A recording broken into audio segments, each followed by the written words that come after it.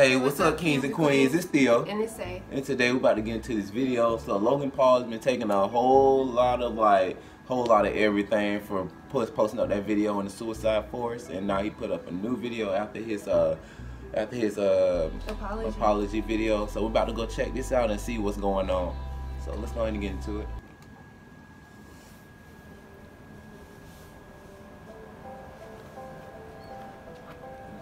40 minutes, crying like a baby. Bikers, joggers, tourists, runners, they went by me. Police officers searching for suicidal people went by me twice. I'm standing at the ledge, leaning over the rail with tears flowing down to the waters. And I thought to myself, absolutely nobody cares. And then the voice in my head said, jump now, and I did. And the millisecond that my hands cleared the rail and my legs flew over it was an instant regret. The depression was wiped from my mind, and all I wanted to do was live, and I thought it's too late. Kevin Hines was 19 when he jumped off the Golden Gate Bridge. He is one of the many incredible people that I've been grateful to meet over the past 3 weeks as I aim to further understand the complexities surrounding suicide. And I know I've made mistakes. I know I've let people down. But what happens when you're given an opportunity to help make a difference in the world?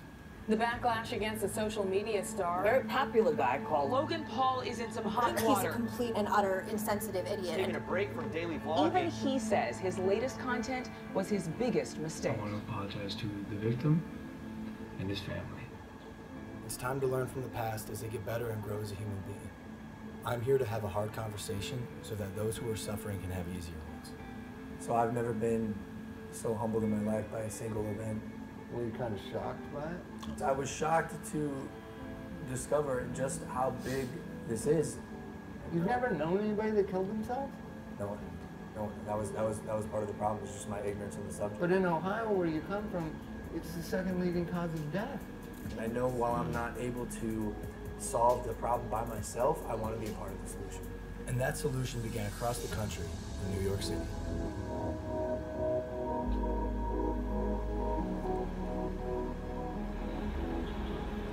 We sat down with Dr. John Draper, director of the National Suicide Prevention Lifeline.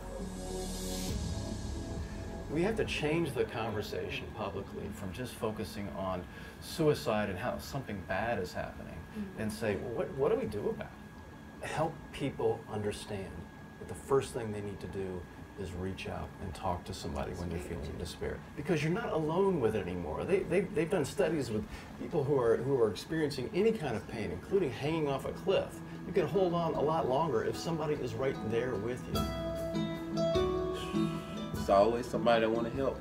I think as a society, as human beings, we just have to be more compassionate. And that includes me too. That's something I'm learning along this journey. And something else that Dr. Draper told me were the 5 steps that anyone can take to help prevent suicide. Step 1 is simply just ask. Ask yourself, ask others, are you thinking about suicide? And I know that sounds like a daunting question, but literally that question can save lives. Step 2, accordingly, would be just to listen. Be present, don't make any judgments, and then step 3 would be there for them, even after you've already asked, because dependability is key. Step 4 is then help them connect, whether it's with a friend, a family member, a local suicide hotline, therapist, but help them reach out to someone so they don't have to deal with this alone. Lastly, step 5 is just check in on them, show them that you care, call them up, say, hey, I want to make sure you're okay, can I check in with you over the next few days? So one of the things that is so important about reducing stigma is getting stories out there about people positively coping with suicide. Do you guys know anyone I could talk to with a lived experience of suicide? Absolutely. We have quite a number of people that we could refer over to. Yeah. That'd be great. Yeah. And that's how we got introduced to Kevin Hines. 17 years ago, Kevin jumped off of the Golden Gate Bridge and survived. These are individuals whose stories, when people hear them, they say, you know, maybe I can get through. As opposed to hearing stories when people haven't. And those are, unfortunately, those are the stories that we've heard before. Now we're hearing more and more stories of people being more open about it. And as I was saying before, Logan, for every 1 person that dies by suicide, there's 287 other people that think seriously about it but don't. Those are stories, again, that have not been told. If we told those stories of people who got through it as opposed to one who didn't, imagine what kind of influence that would have on people's behavior. When I found out that 1 in 6 high school kids seriously think about suicide. That's stunning. Yeah. This is such a common problem. Logan, all I wanted was for one person to look me in my eyes and say, hey kid, are you okay? I am so grateful to be alive. And I'm grateful today for every millisecond I get to breathe. Because it was almost all ripped from me by me. What's one thing you would have said to your younger self? To the Kevin who was 19, sitting on the bus, if you were next to you, and instead of the guy who pointed and laughed, what would you say? I would just put my hand on the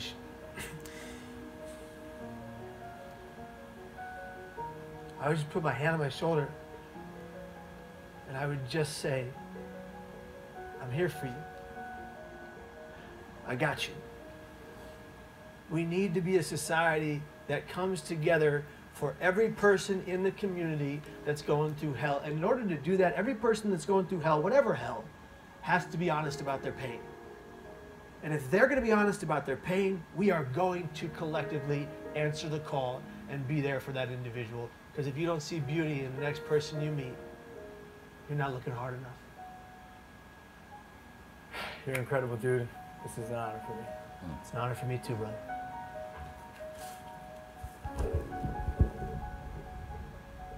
From this point on, I want to make an effort to contribute and immerse myself in the conversation, so I'm pledging to donate $1 million to various suicide prevention organizations, with the first $250,000 going immediately to the National Suicide Prevention Lifeline so they can increase their capacity to help those in need. For anyone watching, I want you to know you are not alone, and most of the time, crisis passes. So if you or anyone you know feels alone or trapped, I encourage anyone to call or even text a suicide or crisis hotline. Both of those numbers are below, and although this is a tough conversation, it's important because things can and will get better.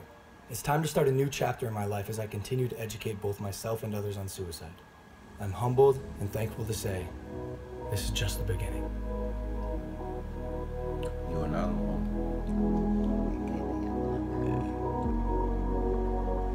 1-800-273-8255. Excuse me, y'all. Okay. You want to start? Yeah, I'll start. I think it's great that he made a video about this, especially considering the circumstances behind what happened. It's unfortunate that from him putting out a video where somebody's body was in it and they had committed suicide, that this made him like actually view this subject, because this is a touchy subject. Yeah. But at the same time, it's good that he's doing something about it. I just hope that it's sincere, and I'm not saying that it isn't sincere. I'm just saying I hope it is, and I hope that not only once he, he's saying that he's going to pledge money, I hope he'll also just help out, because the money is going to help those different programs and everything like that. But just like they said, just being there or listening to somebody is going to help even 10 times more. And I like the fact that they had that man that actually attempted to commit suicide on this video, and they showed about the girl that was bullied and everything like that. It's good to see people that actually went through it survive, and this is something that still is going on in the world, and sometimes we forget about it, but it's still evident in adults and children and everything like that. Like a while ago I saw this little girl, she had been being bullied, and she stood up for herself against the bully, and then somebody recorded it and they put it up on some social media site, and she saw it, and obviously she was upset, and she hung herself, and she was like in the ICU or something for like 2 weeks. So it's like, I think she was like 10. Like that's sad to me, because I feel like a 10-year-old shouldn't have to go through things like that or have those type of feelings. And I know everybody's probably went through some things where they just feel defeated, but it's like, if you're feeling that way, then you have to talk to somebody. And like, I think we did a video before about domestic violence.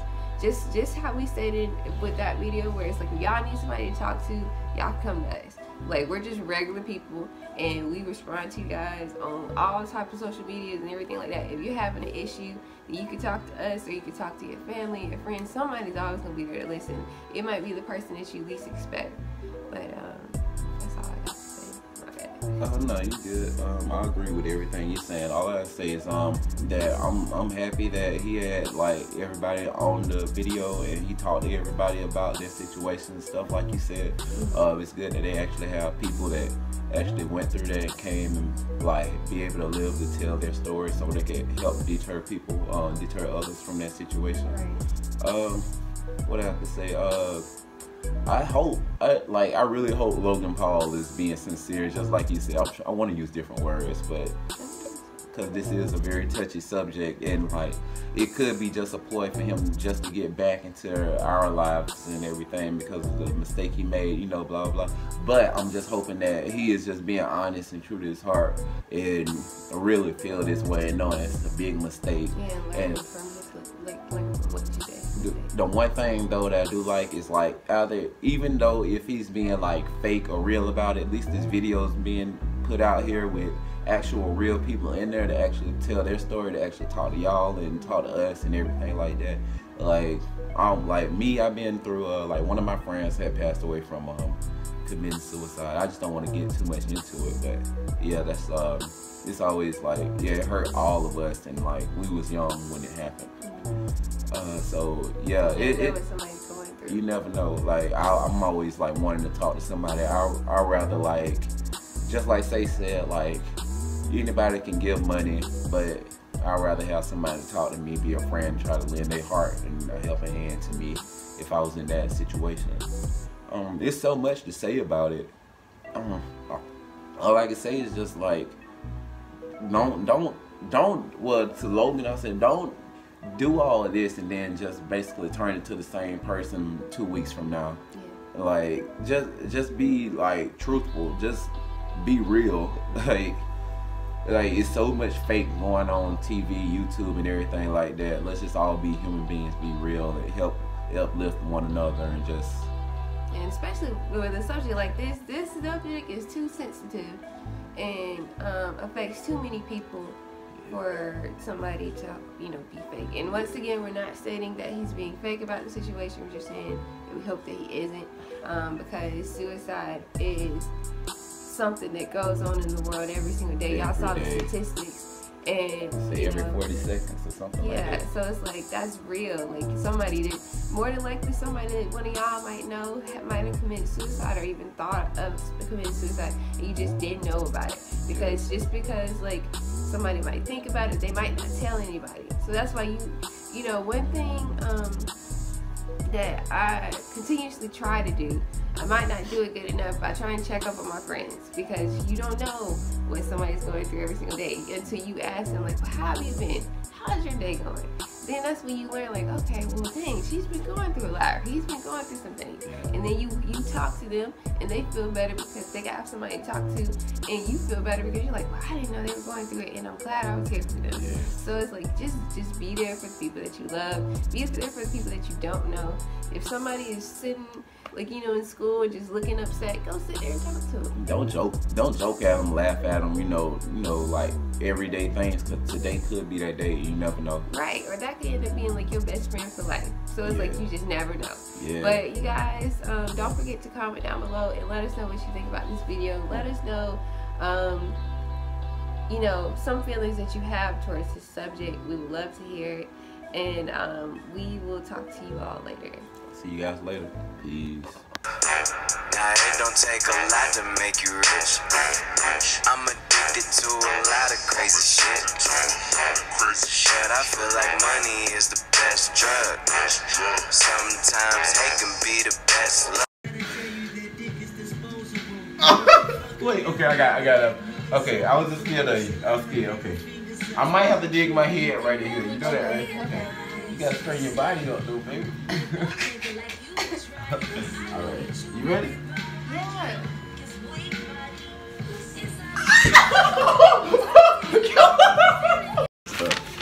Okay, you ready? Let's get it.